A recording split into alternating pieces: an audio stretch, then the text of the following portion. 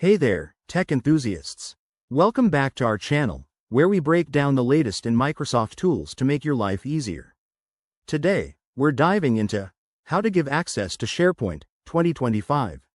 SharePoint is a powerhouse for collaboration, and with the 2025 updates, granting access is more streamlined than ever.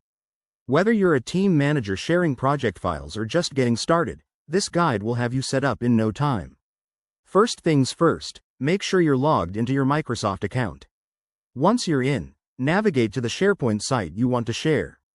It's usually under your Office 365 dashboard. Just click on the app launcher and select SharePoint. Step 1. Head to the site settings. Look for the gear icon in the top right corner and click it. This opens up a menu where you can manage your site's features. Step 2. Under the settings, find and select Site Permissions. Here, you'll see options to control who can view or edit your content. The 2025 version has made this even more intuitive with quick filters. Step 3. If you need advanced controls, click Advanced Permissions Settings, but for most cases, just hit Invite People. Enter the email addresses of the folks you want to grant access to. It's that simple.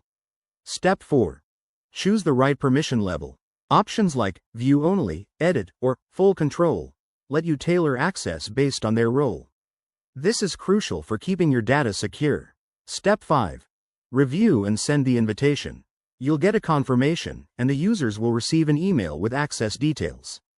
Pro tip: always double-check before sending to avoid any mishaps. And there you have it. That's how you give access in SharePoint 2025. It's quick, secure, and perfect for remote teams. If you found this helpful, hit that like button, subscribe for more tutorials, and drop a comment if you have questions. Thanks for watching, and see you in the next video.